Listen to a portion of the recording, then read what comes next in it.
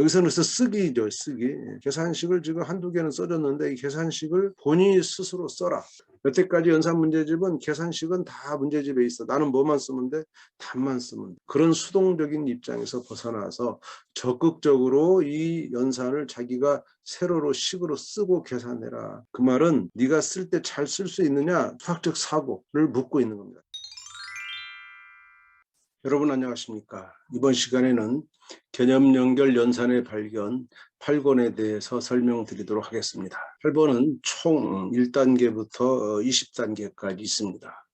오늘 우리는 다 20단계를 다 설명드리는 게 아니고 2단계와 5단계 그리고 10단계, 11단계, 13단계 그리고 17단계, 20단계 이렇게 총 20단계 중에서 7개의 단계에 대해서 설명드리도록 하겠습니다. 자, 먼저 2단계 진분수의 덧셈으로 들어갑니다. 자, 진분수의 덧셈은 이제 3학년 1학기 때 배운 분수의 개념만 가지고 이제 가는 겁니다. 자, 이것을 하게 되면 이후에 대분수의 덧셈을 할 수 있습니다. 진분수의 덧셈 가지고 대분수의 덧셈 또는 가분수의 덧셈 가능하겠죠. 개념 연결 연산의 발견은 제일 중요한 게 매 단계의 6쪽 중에 가장 초쪽에 나와 있는 이 개념 설명 부분입니다. 다른 연산학습지에는 이 개념 설명이 간략하게 나와 있는데 그 연산의 발견은 여기가 아주 한 페이지 전체를 차지하는 아주 귀중한 부분이 되겠습니다. 첫 번째는 이제 개념 연결을 보여줍니다. 오늘 우리가 공부하는 진분수의 덧셈의 위치를 찾아주는 거죠. 자, 이어서 배운 것을 기억해 볼까요? 이것은 이전 것이 나옵니다. 즉 오늘 것을 배우기 위해서 이전 것을 연결해야 되는데 잘 모른다면은 오늘 것을 할 수가 없고 또 이전 것을 이용해서 오늘 걸 해야 되기 때문에 여러 가지 목적으로 여기에 배운 것을 기억해 볼까요? 이런 걸 준 겁니다. 1번은 보니까 전체를 6개로 똑같이 나눈 것 중에 3개, 전체와 부분의 관계 또는 분수의 정의를 묻고 있습니다. 뜻을. 그래서 이건 6개 중에 3개인데 똑같으니까 6분의 3 이렇게 쓸 수가 있습니다. 자, 이어서 2번은 5분의 1이 4개이면 얼마냐? 5분의 4 이렇게 말할 수 있겠죠. 여기서 묻는 거는 이 5분의 1이라는 분수, 이와 같이 분자가 1인 분수를 뭐라고 그랬습니까? 예, 단위 분수라고 그랬습니다. 단위 분수는 분수의 가장 기본이다 그런 말이에요. 따라서 분수의 모든 개념을 설명할 때는 이 단위 분수 개념을 가지고 연결하면 됩니다. 단위 분수를 가지고 크기도 비교하고 덧셈 뺄셈도 하고 또 단위 분수를 가지고 곱셈 나눗셈도 해야만이 모든 연산이 일관성 있게 한 가지 개념으로 설명되는 아주 중요한 개념이 있는데 그게 바로 단위 분수다 이렇게 생각하시면 되겠습니다. 자, 그러면 이제 가장 이 연산의 발견의 핵심인 30초 개념 들어갑니다. 3초 개념에서는 이 목적은 연산을 그저 계산만으로 해서 답만 내고 마는, 그래서 왜 그렇게 계산했니? 라고 물으면은 아무 말도 못하는 그런 아이들이 많이 있습니다. 이거는 정말 연산을 개념 없이 공부한 아이들입니다. 따라서 연산은 다른 데 이용하기도 어렵고 또 연산을 확장해서 추론하는 능력도 키울 수가 없는 겁니다. 그래서 이것을 반드시 말로 설명해야 하는 것을 우리가 들음으로 인해서 그 아이가 연산을 그 부분을 제대로 이해했는가를 파악하는 중요한 수단이 되겠습니다. 자, 그러면 이제 여기서는 진분수니까 진분수 개념이 나와. 진분수가 뭐냐? 분자가 분모보다 작은 분수를 진분수로 한다. 그래서 분모가 같은 이런 진분수의 덧셈은 단위 분수의 개수를 더한다. 이게 원리입니다. 근데 나중에 가면은 이런 방법도 있어요는 분모가 같은 진분수 덧셈은 분모는 그대로 두고 분자끼리 더해요. 이런 공식을 만들어냅니다. 이건 빨리 할 수 있는 공식이죠. 그러나 이 공식 이전에 학생들은 이 단위 분수의 개수로 진분수의 덧셈을 하는 것을 명확하게 말할 수 있어야 된다. 그래서 4분의 2와 4분의 1을 더하면 어떻게 되느냐? 4분의 2라는 것은 단위 분수 4분의 1이 2개고 4분의 1은 1개니까 더하면 3개다. 3개이기 때문에 이것을 4분의 3이라 한다. 이렇게 그림과 단위 분수의 개념을 같이 섞어서 말한 거고, 아래 나오는 이런 방법도 있어요는 공식을 설명하는 거예요. 공식은 뭐냐? 분모는 그대로 두고 분자끼리 더해라. 그러면은 4분의 3이 나온다는 이 공식을 설명하고 있는 것입니다. 자, 여기서 여러분이 조금 눈여겨볼 대목은 분모가 같은 진분수다. 그럼 분모가 다른 진분수도 있냐? 있죠, 당연히. 그럼 그걸 어떻게 더하냐? 못합니다. 아직 4학년이기 때문에. 이것은 5학년에서 또 다른 것을 배워야만 분모를 이제 같게 만들 수가 있어요. 그건 5학년 때 배우도록 하죠. 자, 그러면 그러면 이제 두 번째 쪽으로 갑니다. 두 번째 쪽은 개념 익히기입니다. 개념 익히기는 가장 연산에 이제 연습이 시작되는 첫 번입니다. 그래서 아직 연산이 익숙하지 않을 수 있는 학생들을 위해서 항상 똑개가 나와서 힌트를 줍니다. 똑개가 주는 힌트는 안 봐도 됩니다. 근데 만약에 이 똑개 힌트를 보지 않고 자꾸 틀리면 힌트를 보게 해야 돼요. 그럼 힌트는 아까 3초 개념에 있는 말을 다시 똑개가 옆에서 다시 해줍니다. 3초 개념에 이런 말이 있었죠. 분모가 같은 진분수의 덧셈은 분모는 그대로 쓰고 분자끼리 더한다 라는 말 하면은 학생이 분모는 그대로 두고 분자끼리 더하면 2구나 이렇게 쓸 수 있어요.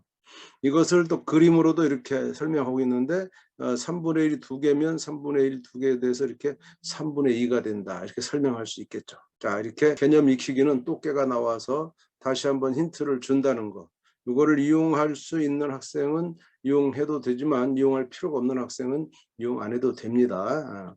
그리고 맨 아래는 항상 덤이, 항상은 아니지만 덤이 있는데 덤은 역시 또 더해서 뭔가 하나 더 힌트를 주는 겁니다.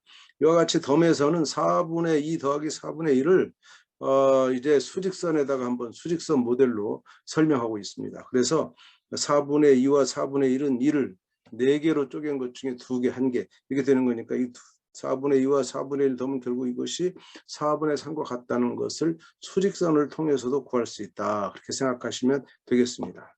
자, 그러면 이제 세 번째 쪽으로 가는데 세 번째 쪽은 개념 다지기입니다. 이 개념 다지기는 두 쪽으로 되어 있어요. 두 쪽 되어 있는데 왼쪽이 중정도의 난이도고 오른쪽이 높은 상 수준의 난이도입니다. 이렇게 연산의 발견은 개념 익히기가 아주 하수준, 그 다음에 중정도가 개념 다지기의 첫 쪽, 그리고 오른쪽이 개념 다지기의 가장 높은 문제, 이렇게 연산이 3단계로 되어 있습니다. 자, 개념 다지기부터는 뭐가 나오느냐? 선생님 놀이가 나옵니다. 선생님 놀이는 문제의 번호에다가 이렇게 토끼의 귀를 그려줬어요. 토끼의 귀라고 하는 것은 토끼처럼 귀를 쫑긋 세워서 부모님이 또는 친구가 이것을 들어줘라. 그럼 이걸 누가 설명합니까? 그렇죠. 이 연산의 발견을 공부한 학생이 답만 맞출 것이 아니고 이것은 반드시 설명해 내도록 요구했기 때문에 설명할 수 있는 데까지 확인하는 겁니다. 여러분이 아이의 연산의 공부를 돕는 것은 연산의 발견을 문제를 풀어서 답을 맞춰서 답이 맞았냐 틀렸냐 그런 것만 판정해 주는 것이 아니라 들어주는 역할까지가 여러분의 적극적인 부모의 역할입니다. 그래서 이 말은 꼭 들어줘서 설명할 수 있도록. 자, 이것을 말로 설명하지 못하면 역시 연산의 개념이 없는 것이기 때문에 이걸 말로 설명하도록 중간에 요구하는 것이 아이의 공부에 끼치는 영향은 지대하다고 볼 수가 있는 것입니다. 자, 그러면 이제 다섯 번째 쪽으로 가면은 개념 키우기가 있어요. 개념 키우기는 뭐냐면 문장제, 실생활 문제의 문장제를 집어넣습니다. 이게 무슨 문장제 문제집도 아닌데 문장제가 들어갔냐? 네, 바로 그걸 노린 겁니다. 연산 문제집은 연산으로 끝나지 않습니다. 연산이라는 것은 하는 목적이 있습니다. 그 목적이 뭐겠어요? 이와 같은 문장제를 해결하는 과정에서 나오는 계산을 잘해서 문제를 해결하기 위한 목적이죠. 따라서 이 연산은 문장제를 푸는 중요한 도구가 됩니다. 그런 뜻으로 여러분이 지금 공부하는 연산은 그냥 공부하는 것이 아니고 이와 같은 문장제의 실제적인 일상생활의 문제를 푸는 중요한 도구가 된다. 그렇게 할 때 학생들은 내가 지금 공부하는 연산이 바로 여기에 쓰이는구나 하는 것을 알 수가 있는 뜻으로 그런 목적으로 두었고요. 여긴 다 문장제니까 서술형이고 서술형이 아닌 것도 있지만 문장제니까 기본적으로 식과 답을 써야 되고 그다음에 문장을 읽어서 이해를 해야 됩니다. 예를 들면 1번만 한번 볼까요?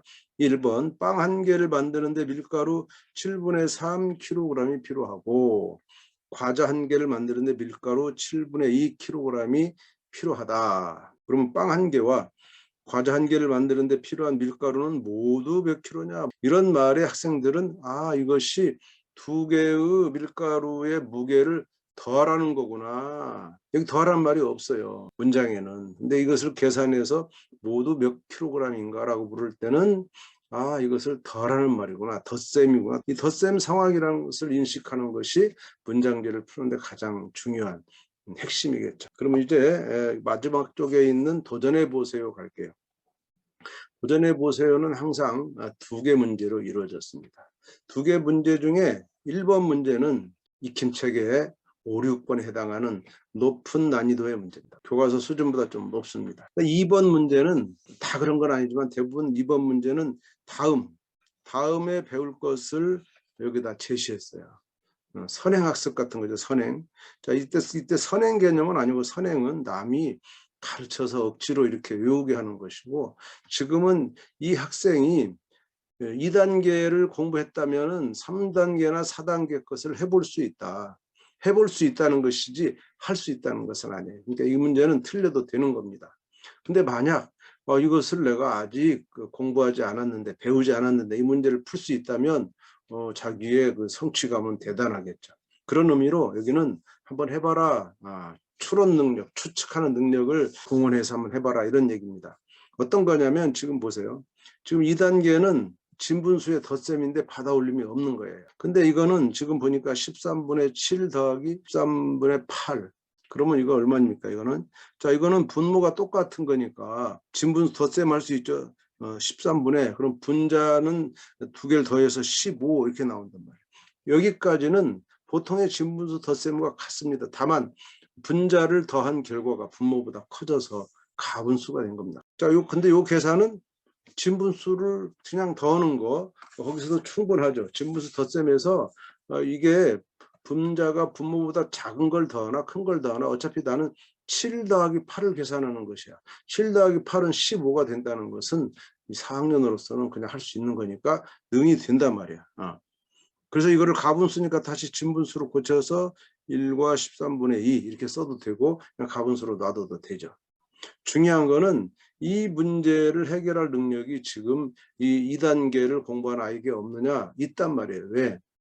분수가 똑같은, 분모가 똑같은 덧셈을 하는데, 분수의 덧셈은 분모는 그대로 두고 분자끼리 더하라, 그 원칙만 가지고도 할 수 있어. 다만 구한 결과가 진분수가 아니고 가분수가 됐어. 근데 가분수 다 알고 있습니다. 그러면 또 가분수를 진분수로, 대분수로 고칠 수 있겠죠. 뭐 고쳐도 되고 안 고쳐도 되지만, 이런 식으로 도전해 보서의 두 번째 문제는 추론 문제입니다. 추론 문제는 아직 그것을 직접적으로 이제 할 줄 모르지만, 이전에 내가 했던 개념을 연결해서 그 문제를 풀 수 있다면 그건 추론 능력을 발휘한 거다, 이렇게 볼 수가 있습니다. 자, 그러면 이제 5단계로 넘어가 볼까요? 5단계. 5단계에서는 대분수의 덧셈인데 진분수의 합이 1보다 크거나 같은. 자, 이 제목을 보면 이 전 단계는 뭐겠어요? 이 전 단계는 진분수의 합이 1보다 작은 그런 대분수의 덧셈을 했겠죠. 자, 1보다 작은 것보다는 1보다 크거나 같은 것이 어렵습니다. 그래서 이 5단계만 하면은 그 전 단계는 다 한 거나 마찬가지다, 그런 뜻으로 5단계를 골랐고요. 자, 대분수의 덧셈을 이해하기 위해서는 역시 진분수 덧셈을 가지고 그대로 오는 거니까 진분수의 덧셈을 가지고 하는 겁니다. 근데 보니까 진분수도 지금 이미 더한 것이 1보다 커요. 1보다 커서 다시 대분수로 고쳐야 되는 그런 문제입니다. 마찬가지 대분수의 덧셈에서도 진분수끼리 합이 1보다 커버리면 다시 이것을 자연수로 받아 올려야 되는 그런 문제와 똑같습니다.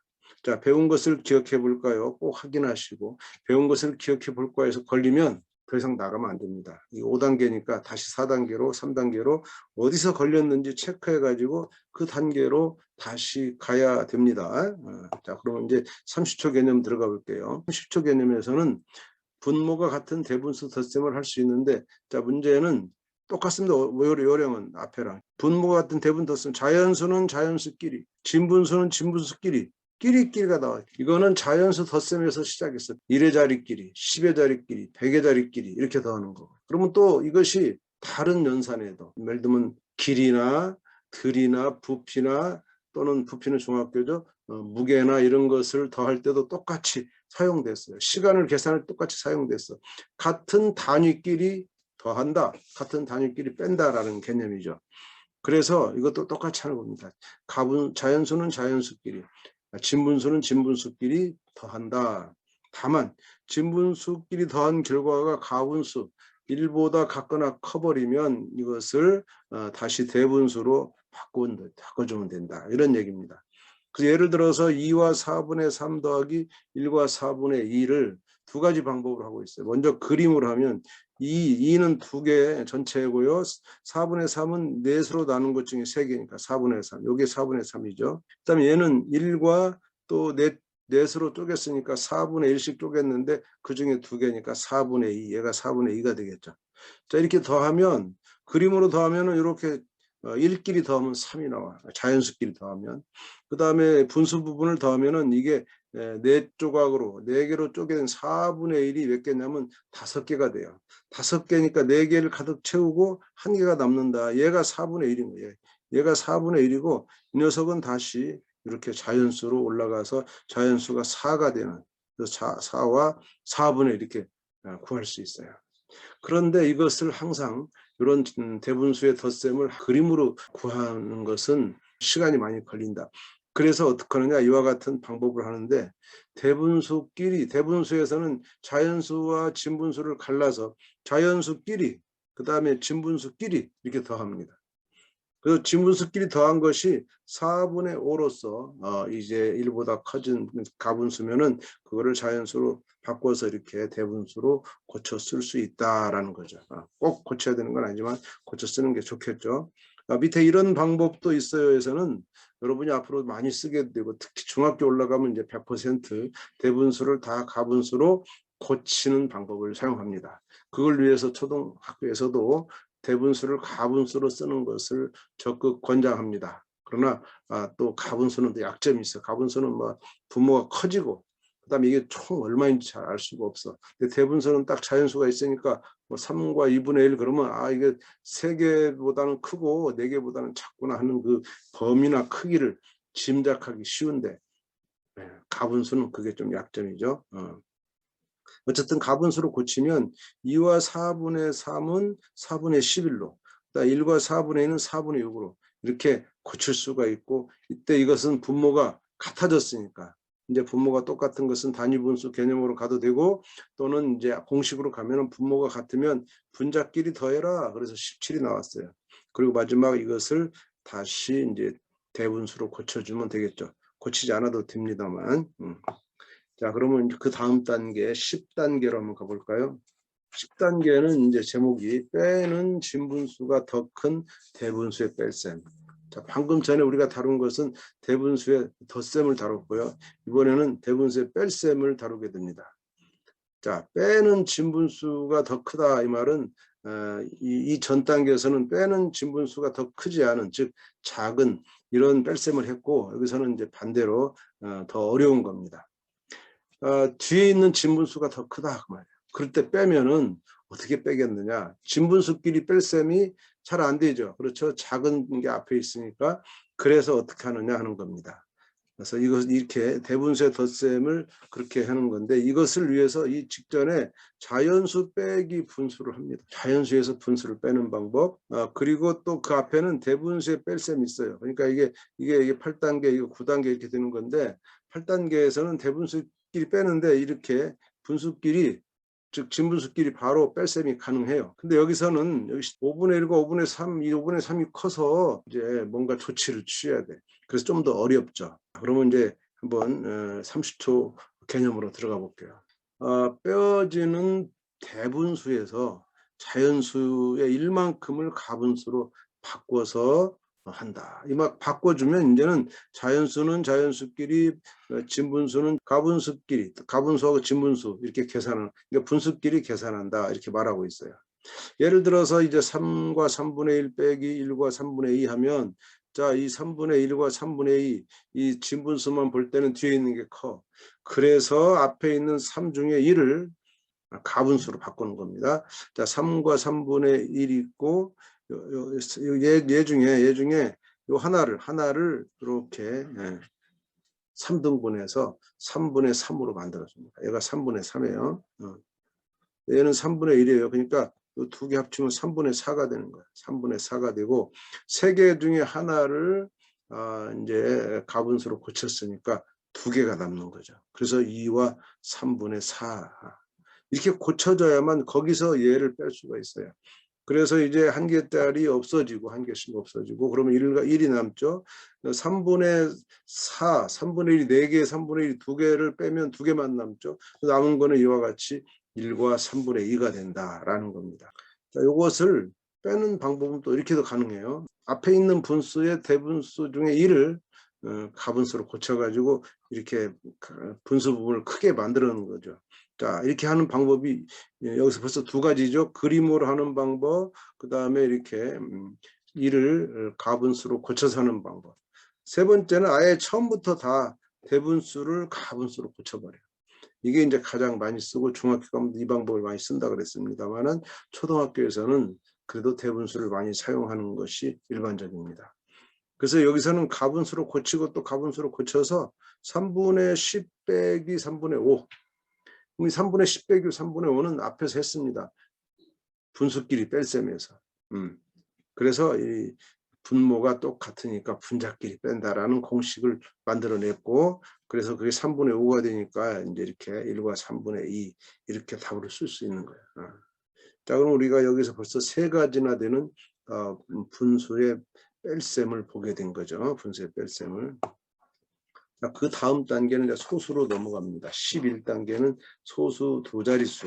이 다음은 소수 세 자릿수죠. 소수 두 자릿수와 세 자릿수가 있는데 저는 소수 두 자릿수만 설명을 드리도록 하겠습니다. 자, 소수라고 하는 것은 두 자릿수니까 이전에 한 자릿수가 있었겠죠. 3학년 1학기에 있었네요. 한 자릿수는 10분의 얼마를 바꾼 겁니다. 분모가 10인 그런 분수를 소수로 바꾸면 소수 한 자릿수가 됩니다. 그러면 이제 소수 두 자릿수는 똑같습니다. 10이 10배 커져서 100분의 얼마 이렇게 했을 때 그것이 이렇게 소수 두 자릿수로 된다. 자, 이것을 이해하기 위해서는 큰 숫자 3245 네 자릿수도 이해해야 되고요. 10분의 1도 이것을 소수로 고쳐야 되고 또 나비의 길이를 소수로 나타내는 것도 알고 있어야 됩니다. 자, 그러면 30초 개념 들어갈게요. 소수 두 자릿수를 알 수 있다 했는데 소수 두 자릿수는 소수점 아래에 숫자가 두 개인 수다. 간단하죠. 그럼 소수 한 자릿수는 뭐야? 소수점 아래 숫자가 한 개인 수. 소수 세 자릿수도 있나요? 그렇죠. 소수 세 자릿수는 소수점 아래에 숫자가 세 개인 수다. 그래서 우선 0.01을 먼저 설명해. 이거를 우리가 단위 소수라고 합니다. 단위. 잘 기억하세요. 단위 소수. 그래서 100분의 1이 단위 소수. 그러면 또 단위 소수는 0.01만 있는 게 아니라 0.1도 있어요. 이것도 단위 소수입니다. 이렇게 소수점을 두고 1이나 0, 1이나 0, 0 이렇게 찍어가는 걸 단위 소수라고 합니다. 그러니까 분수 100분의 1이 바로 0.01이라고 쓰고 이럴 때는 0.01 이렇게 순서대로 읽기만 하면 됩니다. 예를 들어서 100분의 75는 0.75라고 쓰고 읽을 때 0.75야. 이 75를 그냥 숫자만 읽는다. 그러면 여기도 0, 1 그렇게 읽으면 돼요. 0.01. 자, 그러면 이제 대분수는 어떻게 소수로 하느냐? 대분수는 1보다 큰 소수 두 자릿수 어떻게 하냐? 이거는 분수로는 1과 100분의 32예요. 근데 1은 그대로 두고 소수점을 찍고 100분의 32가 0.32 이렇게. 자, 1이 있고 0.3이 있고 0.02가 있는 거예요. 그래서 이걸 다 합쳐가지고 0.32라고 이렇게 읽는다라는 것이 이제 소수 둘째 자리에서 이제 소수 두 자릿수에서 우리가 배우는 겁니다. 자, 그 다음 단계는 소수의 크기 비교입니다. 13단계로 갈게요. 12단계는 소수 세 자릿수죠. 두 자릿수와 유사하기 때문에 설명을 드리지 않아도 될 것 같고 13단계로 가면 소수의 크기 비교. 이 크기 비교는 정말 모든 수에 나옵니다. 모든 수에. 두 자릿수를 자연수 두 자릿수를 공부할 때도 크기를 비교하고 또 세 자릿수를 공부할 때도 크기 비교하고 네 자릿수를 공부할 때도 크기 비교하고 이렇게 또 더 큰 수를 가지고도 크기 비교합니다. 크기 비교. 소수는 어떻게 크기 비교하냐? 이제 소수의 크기의 비교에 대해서 우리가 생각해 보도록 하겠습니다. 자, 30초 개념 들어갈까요? 소수의 크기를 비교할 때 높은 자리부터 차례로 비교해요. 이런 말 많이 들어봤죠. 여기서 처음 나온 말 아니죠. 어디서 나왔어요? 자연수의 크기 비교를 하는 겁니다. 그러니까 지금 소수의 크기 비교를 갑자기 동떨어진 이 비교 방법을 만들어내는 것이 아니고 이전에 이제 여러 수를 비교한 경험을 다 끌어오는 겁니다. 그래서 가장 크기 비교를 많이 한 것이 자연수니까 자연수처럼 높은 자리부터 비교한다. 그래서 자연수 부분 비교하고 같으면 소수 첫째 자리, 둘째 자리, 셋째 자리 이런 순서로 비교한다. 예를 다양하게 들어놨어요. 자, 자연수 부분이 달라. 그럼 당연히 자연수 쪽이 큰 쪽이죠. 2점 얼마, 3점 얼마는 자연수 3이 크기 때문에 그게 더 큰 수가 됩니다. 근데 자연수 부분이 같아. 그럼 바로 이제 그 밑에가 소수 첫째 자리니까 첫째 자리를 비교한다. 근데 첫째 자리도 같아. 1.5, 1.5. 그러면 두 번째 자리를 비교한다. 둘째 자리까지 같아. 그러면 셋째 자리를 비교한다. 이런 식으로 비교하는 원칙이 자연수와 똑같습니다. 네 자릿수의 크기 비교. 그러면 1000의 자리를 먼저 비교하는 거예요. 같아? 그러면 100의 자리 비교해. 같아? 그러면 10의 자리 비교해. 같아? 그러면 1의 자리 비교해. 이런 식으로 하는 것과 똑같습니다. 그다음 참고로 0.5하고 0.50. 이거 굉장히 표현이 이제 항상 논란이 됩니다. 결론적으로 말하면 0.5와 0.50은 같은 수다. 근데 소수는 이 끝에 0을 생략할 수 있죠. 붙였을 수도 있고 안 붙여도 되는. 따라서 이 0.50 이렇게 쓴 거를 이걸 틀렸다 이렇게 말하면 안 돼요. 끝에다가는 얼마든지 0을 더 쓸 수 있는데 그렇다고 0을 막 많이 쓴 것도 아니고 딱 하나 쓴 걸 가지고 또 틀렸다 이렇게 말할 수는 없고요. 실제로 오는 종이 라인 그리면 0.5나 0.50의 크기가 똑같습니다. 다만 개수의 차이가 날 뿐이죠. 그래서 개수 차이를 극복하기를 바라겠습니다. 자, 그럼 이제 17단계를 가볼까요? 소수의 덧셈은 어떻게 하는 건가 한번 보겠습니다. 소수의 덧셈은 어떻게 하느냐? 자릿수가 다르다. 이게 가장 핵심이 자릿수가 다르다는 거예요. 자릿수가 같으면 문제가 안 돼요. 잘 더할 수 있는데 자릿수가 다르면 아주 힘들어지죠. 자, 그런데 어떻게 더하는 건지 한번 보겠습니다. 30초 개념으로 들어가 볼까요? 30초 개념에는 자릿수가 다르면 소수점의 자리를 맞춰라. 이게 가장 중요해요. 소수점 자리 맞추는 게. 그리고 오른쪽 빈자리에 0을 써서 자릿수를 같게 해라. 사실은 이 소수점의 자리를 맞추고 같게 하는 것이 빠른 방법이지만 반대로 오른쪽 빈자리에 0을 쓰면은 자동적으로 소수점 자리가 맞게 돼 있어요. 이거는 자연수의 덧셈과 같은 방법으로, 그러니까 앞에서 했던 원리를 그대로 이용하는 거니까 소수의 덧셈은 이미 아는 거나 마찬가지다. 내가 자연수를 더해본 사람은 소수도 더할 수 있어. 단지 차이가 있다면 소수점을 찍었어. 그러니까 소수점을 기준으로 큰 데가 자연수고 밑에가 소수보다 1보다 작은 소수죠. 따라서 소수점 기준으로 소수점보다 큰 거는 자연수하고 똑같은 방법으로 가능해요. 근데 그 밑에도 역시 방법은 다르지 않다. 그런 얘기예요. 그래서 똑같은 방법으로 한다. 그렇게 하기 위해서는 어떤 계산하냐면 0.84 더하기 2, 0.2를 더하는데 이렇게 더하는 사람이 있어요. 0.84 더하기 0.2. 그래서 얼마야? 0.86. 이렇게 쓰는 사람들이 있어요. 이 사람에게 물었어. 왜 그렇게 했니? 나는 연산할 때 항상 끝을 맞추라 했다. 끝. 맞잖아요. 끝을. 근데 자연수 계산해서는 맞아요. 근데 소수는 그게 안 맞아요.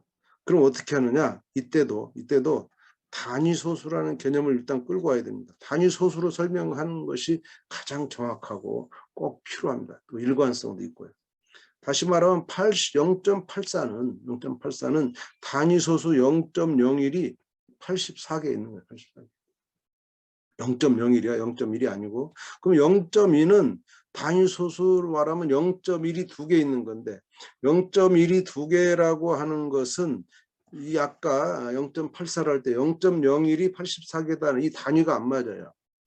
그래서 분모를 통분했듯이 소수도 이 자릿수를 그러니까 단위 소수의 자릿수를 통일해 줘야 돼. 그러면은 통분할 때는 우리가 큰 분모를 택했듯이 이때는 단위 소수는 역시 분모가 큰 쪽으로 가야 되니까 실제로는 이제 작은 소수로는 작죠. 0.01로 통일하는 거야. 그러면 0.2라는 것은 0.01로 보면은 이게 몇 개냐면 20개라면 20개. 따라서 20개니까 0.2를 이렇게 쓰면 안 되고 20을 써버리면 이렇게 끝자리가 안 맞아 버려요. 그래서 처음부터 이렇게 쓰면 안 되고 이렇게 썼어야 된다. 그런 의미를 지금 말하고 있는 거야. 그래서 오른쪽에 0을 써서 빈자리에 써서 자릿수를 같게 만들어라. 그러면 자릿수가 같아지면 이제 끝자리를 맞춰도 돼요. 끝자리 맞추면 소수점도 저절로 맞아. 이렇게 하는 목적으로 끝에 0을 쓰는 겁니다. 그것은 소수점을 잘 맞출 수 없는, 소수점 맞출 때 항상 틀리는 그런 학생들을 위해서 이런 이 단위소수 개념을 제가 설명드렸습니다. 여기도 보면 끝자리에 0이 있는 것으로 생각한다. 0. 이걸 써주면 틀릴 위험이 없어요. 그래서 끝자리 0 쓰는 것은 한동안 익숙하지 않은 학생들 또 자꾸 틀린 학생들에게 그 0을 쓰는 것을 강조해서 한번 시키면 되는데 이걸 그냥 강조하면 안 되고 왜 그런 걸 항상 물어서 해서 그것이 단위 소수를 맞추려고 하다 보니까 그랬다 이렇게 하는 증언을 들으셔야 됩니다. 17단계는 네 번째 쪽에 있는 개념 다지기 두 번째 쪽을 한번 보겠습니다. 자, 여기를 보면 0.7 더하기 3.12인데 0.7하고 3.12를 이렇게 소수점을 맞춰서 잘 쓰는 걸 하나 보여주고 있어요. 그러면 이게 3.82가 된다 이런 거예요. 여기서는 쓰기죠. 쓰기. 계산식을 지금 한두 개는 써줬는데 이 계산식을 본인이 스스로 써라. 여태까지 연산 문제집은 계산식은 다 문제집에 있어. 나는 뭐만 쓰면 돼? 답만 쓰면 돼. 그런 수동적인 입장에서 벗어나서 적극적으로 이 연산을 자기가 세로로 식으로 쓰고 계산해라. 그 말은 네가 쓸 때 잘 쓸 수 있느냐? 수학적 사고를 묻고 있는 겁니다. 자리값 또는 소수점 맞추기 이런 것을 묻고 있는 거야. 그래서 어떤 학생이 1.5를 1.5 이렇게 쓸 수 있죠. 그 다음 0.49를 0.49 이렇게 쓸 수 있죠. 이렇게 하면 벌써 틀린 거예요. 내가 쓸 때 1.5를 여기다 쓰면 안 되겠구나. 0.49가 있으니까 여기다가 1.5를 써야 되겠구나. 하고 이거를 이제 더하기 하자라는 거예요. 이렇게 식을 쓰는 활동은 이미 식을 쓸 때 내가 자리값이든 소수점이든 정확히 맞췄다는 걸 알 수 있어요. 그래서 1.5도 1.50 이렇게 쓰는 게 더 안전하겠죠. 자, 이렇게 네 번째 쪽, 그러니까 개념 다지기 두 번째 쪽은 가장 어려운 연산을 주었고 그냥 연산을 답을 구하는 것이 아니고 자기가 문제를 직접 써가면서 자리값도 맞춰가면서 결론을 내야 되는 그런 조금 어려운 문제가 되겠죠. 마지막 20단계로 가볼까요? 20단계 소수의 뺄셈에서는 소수의 덧셈과 똑같습니다. 자릿수가 달라요. 다르기 때문에 이걸 잘 맞출 수가 없어. 그래서 거기다 뭘 써요? 빈자리에다 0을 쓰는 그런 방법을 씁니다. 30초 개념 들어가 볼까요? 자릿수가 다른 소수의 뺄셈은 소수점 자리를 먼저 맞추고 빈자리 0을 쓴다. 아까 저는 덧셈에서 뭐라고 했냐면 빈자리 0을 쓰면 저절로 소수점이 맞아. 왜냐하면 끝자리를 맞췄으니까. 이렇게 자연수의 뺄셈과 이것의 방법을 일관되게 만들어야 돼. 그러면 소수점을 맞추는 것보다 끝자리를 맞추는 게 맞고 끝자리를 맞추다 보면은 0이 필요해. 그래서 0을 써주면 저절로 끝자리가 맞은과 동시에 소수점의 자리도 맞는 거예요. 이렇게 하는 거죠. 그래서 지금 책에는 이제 이렇게 그 수모형, 투모형은 아니고 이거는 모논종이죠. 모논종이를 이용해서 하는 방법을 설명하고 있고 그것이 그대로 이제 위의 방법과 일치하는데 바로 이겁니다. 바로 1.3 빼기 0.85에서 이 3이 앞에 여기 옆으로 가니까 여기 뭐가 없는 것처럼 비잖아요. 거기다가 0을 써주라. 여기다가 0을 써주라. 왜냐하면 단위 소수의 개수로 가야 되니까. 단위 소수는 얘는 0.1이 13개야. 얘는 0.01이 85개야. 그러면 단위가 안 맞잖아요. 단위가 0.1하고 0.01. 그래서 단위를 0.01로 통일해서 그러면 이게 13개가 아니고 몇 개예요? 이게 130개가 돼. 130개. 그렇죠? 130개. 그래서 여기다가 0을 써주는 거예요. 130처럼 이렇게. 그렇게 하면은 0.85의 5와 1.30의 0이 딱 끝자리가 맞아서 저절로 이 자릿수가 딱 맞게 된다라는 겁니다. 자, 오늘 여러분 여기까지 8권에 대한 내용 7단계만 20단계 추려서 말씀드렸습니다. 자, 오늘 8권 강의 여기서 마치도록 하겠습니다. 감사합니다.